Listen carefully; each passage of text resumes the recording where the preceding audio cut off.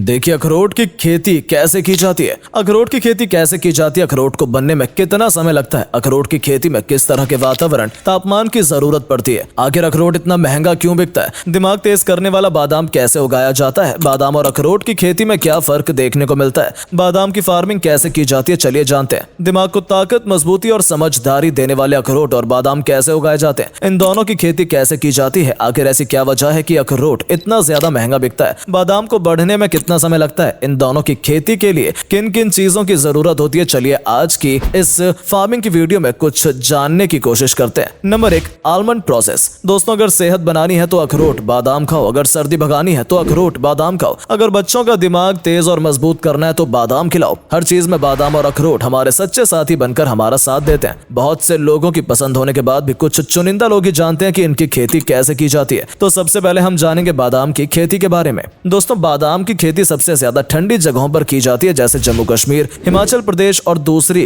पर्वतीय इलाकों में। जहां पहले के समय में बादाम के लिए पर्वतीय क्षेत्र उपयुक्त माने जाते थे, वहीं अब बादाम की बढ़ती मांग को देखते हुए मैदानी इलाकों में भी बादाम की खेती शुरू कर दी गई है, ताकि ज्यादा से ज्यादा खेती की जा सके और ज्यादा से ज्यादा प्रॉफिट कमाया जा सके। आपको जानकर हैरानी होगी कि बाजार से जो बादाम आप घर लेकर आते हैं उनमें 80% बादाम तो कैलिफोर्निया की ही देन है, यानी कि 80% बादाम कैलिफोर्निया से ही आते हैं। बादाम की खेती की बात करें तो बादाम को उगाने के लिए सबसे जरूरी होते हैं बादाम के बीज, जिनके बिना बादामों का उगना असंभव है। बादाम के बीजों को मिट्टी में लगाया जाता है और फिर इन्हें नर्सरी वगैरह में बड़ा होने के लिए छोड़ दिया जाता है। 1 से 4 महीने के बीच बादाम के इन बीजों से बड़े बड़े पौधे निकल आते हैं, जिन्हें नर्सरी से निकालकर खेतों में ले जाया जाता है, ताकि ये खुले इलाके में अच्छे से ग्रो कर सके। इन पौधों को पेड़ बनने में करीब 3 से 4 महीने का वक्त लगता है। पेड़ों के बड़े होते ही इन पर गुलाबी और सफेद रंग के फूल आना शुरू हो जाते हैं। बता दें, खूबसूरत से फूल आपको सिर्फ स्प्रिंग के मौसम में ही देखने को मिलेंगे, क्योंकि ये इसी दौरान पेड़ों पर उगते हैं।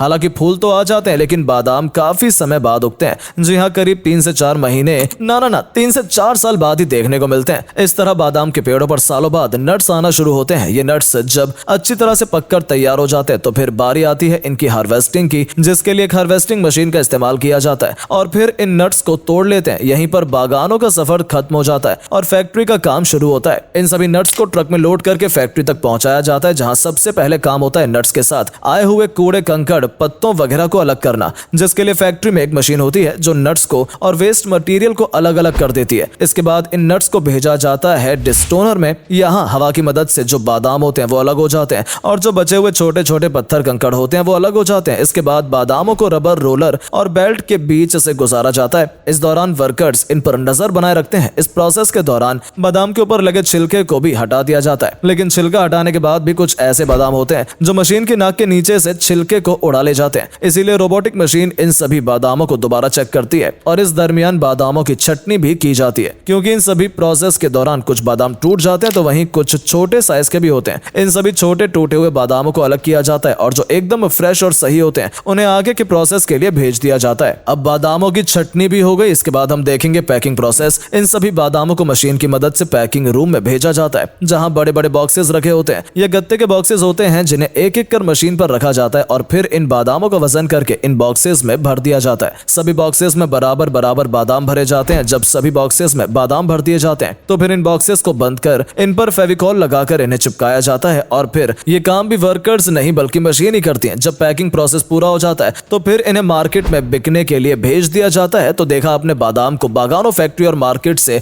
घर पहुंचने में कितना प्रोसेस से होकर गुजरना पड़ता है, और इतने लंबे इंतजार के बाद हम बादाम का स्वाद चख पाते हैं। Number 2, walnut process. आपने बादाम का मेकिंग प्रोसेस तो देख लिया है, अब बारी आती है दिमाग जैसा शेप रखने वाले वॉलनट उर्फ अखरोट की। लेकिन इसका प्रोसेस जानने से पहले आपको थोड़ा सा कष्ट करना होगा। जी हाँ, जल्दी से वीडियो को लाइक कर दीजिए और हाँ, अगर पेज पर नए हैं तो इसे फॉलो करना ना भूलें। तो दोस्तों, अखरोट की खेती के लिए सबसे जरूरी होते हैं इसके बीज, जो कि अखरोट के बनने की सबसे बड़ी वजह है। इन बीज को पहले मिट्टी में डालकर नर्सरी में रख दिया जाता है, जहां 1 से 2 महीने के समय में ये बीज पौधों का रूप ले लेते हैं और जब थोड़े बड़े हो जाते हैं तो फिर इन्हें नर्सरी से बेदखल कर खेतों में लाया जाता है। लेकिन इन्हें खेतों में लगाने से पहले खेतों की अच्छी तरह जुताई की जाती है और फिर खेतों में जगह जगह पर छोटे छोटे गड्ढे खोदे जाते हैं। इस गड्ढे को खोदने वाली मशीन से एक साइज के गड्ढे खोदने का काम होता है। बता दें ये काम ट्रैक्टर से जुड़ी मशीन से किया जाता है, जिसमें हाइड्रोलिक मशीन को घुमाकर गड्ढे किए जाते हैं। इस मशीन के पीछे ही एक वाटर टैंक भी जॉइंट होता है, जिसकी मदद से इन गड्ढों में पानी पहुंचाया जाता है,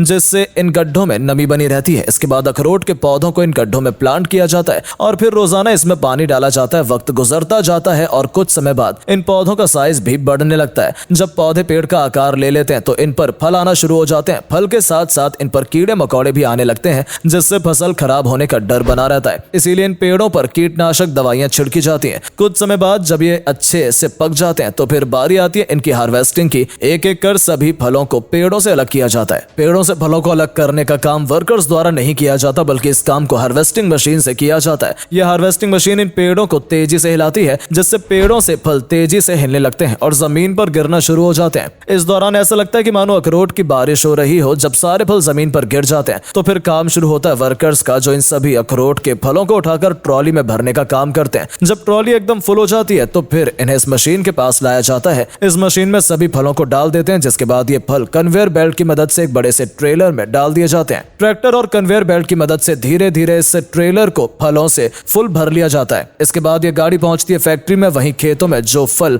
अब भी पेड़ों पर लगे होते हैं, कच्चे होते हैं, उन्हें भी इसी तरह हार्वेस्टिंग प्रोसेस से गुजारने के बाद फैक्ट्री में लाया जाता है। बता दें कुछ समय के लिए इन फलों को सुखाया भी जाता है और फिर ट्रैक्टर मशीन से इकट्ठा करने के बाद इन्हें फैक्ट्री में लेकर आते हैं। यहाँ सबसे पहले इन फलों को अनलोड किया जाता है और फिर इन्हें कन्वेयर बेल्ट पर डाल दिया जाता है। इस कन्वेयर बेल्ट में आगे की साइड पानी के फव्वारे लगे होते हैं, जो इन फलों को अच्छे से नहला देते हैं। इनकी सफाई होने के बाद इन्हें एक जगह कंटेनर में इकट्ठा करके रख लिया जाता है। इसके बाद वर्कर्स इन अखरोट के फलों को अच्छे से जांचते हैं कि कहीं इनमें पानी तो नहीं बचा है। जब देखते हैं कि अच्छे से सूख गए हैं तो फिर इन्हें आगे के प्रोसेस के लिए भेज दिया जाता है। लेकिन अगर किसी फल में कोई कमी दिखती है या वो ज्यादा गीले रह जाते हैं तो उन पर वही फुल स्टॉप लगा दिया जाता है। लेकिन जो क्वालिटी में पास हो जाते हैं वो आगे पैकिंग के लिए चले जाते हैं। लेकिन पैकिंग होने से पहले इन्हें एक और प्रोसेस से होकर गुजरना पड़ता है, जहां एक जालीनुमा सीढ़ी सी होती है। इन पर से ये फल होते हुए आगे बढ़ते हैं। इस प्रोसेस में क्या होता है कि ये जो छोटे साइज के फल होते हैं वो नीचे निकल जाते हैं और बड़े फल आगे निकल जाते हैं, जिससे आगे हमें अच्छी क्वालिटी के बड़े बड़े अखरोट मिल पाते हैं। इसके बाद इन्हें कन्वेयर बेल्ट पर उतारा जाता है, जहां से ये अखरोट के फल या कहें अखरोट पैकिंग होने के लिए भेज दिए जाते हैं। यहाँ वर्कर्स एक बार फिर इनकी क्वालिटी पर नजर डालते हैं और फिर इन्हें मशीन की मदद से पॉलिथीन वगैरह में पैक किया जाता है। इसके बाद इन्हें एक बड़े से बैग में भरकर मार्केट में बिकने के लिए भेज दिया जाता है। तो दोस्तों, देखा आपने किस तरह से बादाम और अखरोट की फार्मिंग की जाती है। वैसे आपका फेवरेट ड्राई फ्रूट क्या है, कमेंट में बताएं। वीडियो पसंद आई हो तो इसे लाइक और शेयर करें। अगर आपने अभी तक हमारे पेज को फॉलो नहीं किया है तो जल्दी से पेज से जुड़ने के लिए फॉलो कर लें, ताकि आगे आने वाली सभी वीडियोस की नोटिफिकेशन आपको सबसे पहले मिल सके। मिलते हैं आपसे अगली वीडियो में, तब तक के लिए bye bye and take care.